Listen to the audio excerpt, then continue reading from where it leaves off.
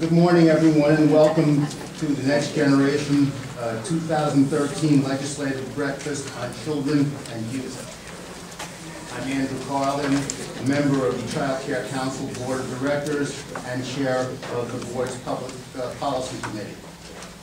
And I'm delighted to share the podium with Kathy Draper, President of the Board of the Westchester Children's Association, our co-host today and a frequent partner. Today's event is also sponsored by the Westchester Youth Council, Westchester Jewish Community Services, and the Westchester Early Childhood Directors Association, the White Plains YMCA, and the YMCA of White Plains and Central Westchester. Our breakfast this morning is courtesy of a local foundation with a long history of supporting children and youth. Last year, we focused on very young children. And today, we're going to push the age range out a little further because even if we had accessible, high-quality services for all young children, which we don't presently, we still need services throughout the school years, and that interesting transaction to young adulthood. There are, in fact, needs at every stage of the life cycle. Well, these are very interesting times. I kind of, at the office in the coffee room with the television, I kind of hesitate how you could be watching CNN and say good morning at the same time. President Obama just announced as a priority of his administration an ambitious plan to expand access to quality early learning. There is, however, the small matter of the sequester to deal with. But while it remains to be seen just how far the proposed federal policy in early learning will go, the simple fact is that it's been articulated as a national priority, which is very, very significant. And when I think about these issues, and I say this to the legislators, I know you've heard it before, but this isn't a matter of whether this money is going to be spent. It's a matter of what it's going to be spent on. Is it going to be spent on early child care and education, or is it later going to be spent on special services in schools, and even worse, in the penal system later on? And when it gets to the penal system, I think we all know that the price gets much higher than money. We are really gratified that so many of our elected officials are participating today, and thrilled at the size and diversity of our audience. And now I'd like to introduce Kathy Draper. My pleasure.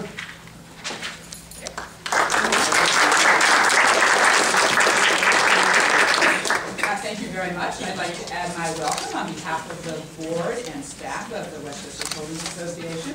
It's really great to see how many of you got up very early on a really cold day to come here because you share the commitment that all of us in this room have to the needs of children and youth. It's great to share this commitment to what President Obama described in an interview yesterday as providing ladders of opportunity for every child. And I think that's so critical, that regardless of what zip code a child happens to be born into or to live in during the years when he or she is growing up, every child should have opportunities for quality health care, for early childhood education, for great schools, for opportunities that lead to employment that will be satisfying and will provide for their families. And even beyond those sort of necessities, for safe neighborhoods to live in. But beyond those necessities, I think they need the opportunities for libraries and parks and youth orchestras and cultural institutions and all of the recreational opportunities that give children and youth the framework in which to build a satisfying life, to use their leisure time productively, and to grow up to be the kinds of people we hope that they are and that our children have had the opportunity to become. So I thank you for sharing that commitment to those really important goals, and I know that we can all work together to find the policy solutions that ensure that all parents will be able to provide those things for their children. So I'd like to just recognize some of the dignitaries who are here today, and thanks to all of you for coming. New York State Regent Terry Phillips. Deputy County Executive Kevin Plunkett. Samantha Gilberti, who's representing Senators Kirsten Gillibrand. From the Westchester County Department of Social Services, we have Commissioner Kevin McGuire, Deputy Commissioner John Beefus, and Associate Commissioner Evan Woluszka. We have Dr. Iris Pagan, who's the Executive Director of the Westchester County Youth Bureau, and Francis Franco Montero, who's Manager of the New York State Office of Children and Family Services Regional Office. I'd also like to recognize and thank the many board members of both WCA and the Child Care Council who joined us here this morning. We are privileged to work with incredibly dedicated boards, and they work so hard every day. These are active, involved boards, and it's wonderful to work with people like that.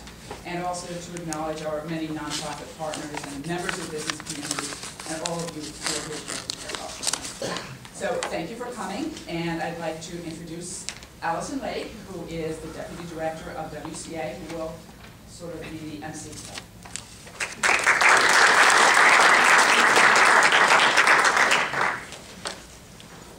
Thank you, Kathy. You didn't need a lot of talking points for us. That was great. I too want to welcome everyone here this morning. As Kathy said, I'm to play sort of the MC for the event, thanks to my friends Kathy and Cora here. I really want to say that I'm excited for today. This is the second year that Westchester Children's Association is partnering with Child Care Council on this kind of town hall. The Child Care Council has been doing this for a few years, but we're growing. Last year we were down the road at the Greenberg Town Hall in a smaller audience, so it's nice to see everyone here today. I do want to thank the Greenberg Library for hosting us. They were very accommodating and helpful in putting this together. So as Kathy said, my role is sort of that of MC and really timekeeper. We do want to make sure that we get everyone out on time. So I'm going to sort of be the one that sort of moves us through the program as much as possible. So without further delay, I want to introduce Cora Greenberg, who's the Executive Director of Westchester Children's Association. Thank you. Thanks, Allison, and good morning, everyone. My job is to help set the stage with some statistics and some data about how Westchester's children and youth are actually doing. And you have, we call this our children's dashboard. It's a work in progress. And so the first thing I want to say is, as you're looking at this, when you think of other things that you think are really essential that we put on here, and this is supposed to be really a distillation of very few pieces of data that kind of help give us a snapshot, feel free to make suggestions to us. You can email me, and we'll go through our website and find my email. We want to hear if you find this useful. But for today, we're going to take a look at this, and I want to tell you that think about all these in the context of Westchester County, which, as we know, is an extremely expensive place to live.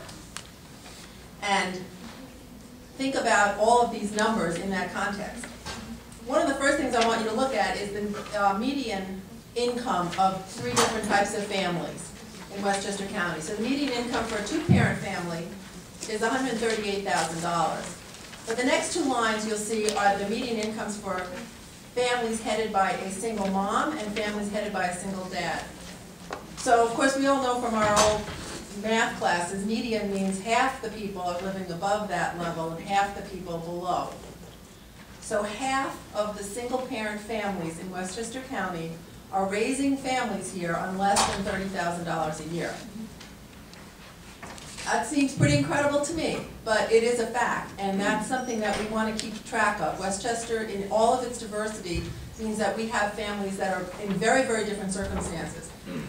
And the younger you are in Westchester, the poorer you are. So to the right of that little statistics are the poverty rates, and you can see that for children under the age of 5, the poverty rate is almost now 18%. Going along with that also, I mean, it's sort of a positive figure, I think, is that about 1/3 of the children in Westchester County rely on public health insurance. That means either Medicaid or Child Health Plus. And that's great, because that means that a lot of our kids are getting quality health insurance and they're able to access good health care. That's a really good thing. But I'm pointing it out because sometimes when we think about people say Medicaid and we don't want to pay for Medicaid and, costing us all this money. It's costing us money for people who are here. And of course, children are the cheapest people on Medicaid. They don't cost that much, but good for us. We've got a lot of kids enrolled and they're getting health care. The unemployment figures on the bottom, you can see for young people on the left-hand side, again, very much higher than for older adults. And also for the hospitalization causes, and this comes up a lot when we've been talking about gun violence and mental health services. The leading cause for hospitalization for children 13 to 17 is a mental health disorder. So that's, again, something that we need to pay attention to. On the back, we have a couple of maps for you. These are on educational outcomes, and happy Richard Phillips is here with us, along with some other school people. Numbers are just numbers, but it helps to start with numbers because then we can have the conversation. So the big map on the right is a very interesting one because it shows that a statistic called college readiness rates. And these are rates that are calculated by the New York State Education Department based on Regent scores for language arts and math. It's just based on those two tests, okay? It's not anything comprehensive. But again, when we think about Westchester County and how well most young people here do, and then you look at those rates, that the average for Westchester County is below 50%, this in particular year it's 47%, means 47% of the four-year graduates from our high schools are, according to the State Education Department, ready for college or career. That sounds so great to me. So we have some work to do. We have work to do on a lot of different fronts to realize the dream that we all have for Westchester to be the brain trust.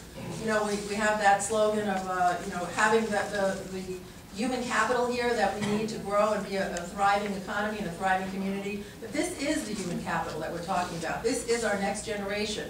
And in order to live well in this county, to have access to the things that we need to raise a family and to nurture those children throughout their youth, it's very expensive. And we want to help families make sure that they have the resources they need to do that. Again, it's a snapshot. It's not every statistic that you might want to see, but I think it's helpful to frame the discussions that we're going to have today about policy issues and legislative issues in terms of the reality that's facing many of our young people here in Westchester. Thank you very much, and we'll go back to Allison. Now Kathy Callis, my partner in crime, is coming up next. Thanks. Thank you, Cora. I love working with Cora. I don't particularly like following her at the podium. But I want to thank you all for coming today. It's great to see so many faces. The data that Cora just presented speaks to the need for policies and programs that would not only generate more widespread health, happiness, and opportunity for our children and youth, but position that entire next generation to earn more, to give a bigger boost to our economy, to reduce other very expensive public program expenditures, and frankly, to be able to take better care of the rest of us. Each of our two organizations has its own public policy agenda, and we have distributed those to you. In combination, our agendas call for a continuum of programs that start early with babies and span 2 formative decades, including things such as evidence-based home visiting programs, such as the Parent-Child Home, Healthy Families in New York, and the Nurse Family Partnership Program, affordable quality early learning, including full-time pre-K in both school and community-based settings, child care, Head Start, and early Head Start, implementation of Quality Stars New York, a star rating system for child care and early learning that will help parents select high-quality programs. It includes Advantage After School, mandatory full-day kindergarten, state summer youth employment, and local funding for New York Youth Works, quality aftercare and transitional supports for youth aging out of care, the CASA program, which stands for Court-Appointed Special Advocates. We also support a consolidation of Investing in Kids funding under the management of the Westchester Youth Bureau, and with input from all stakeholders, a new process for funding youth programs.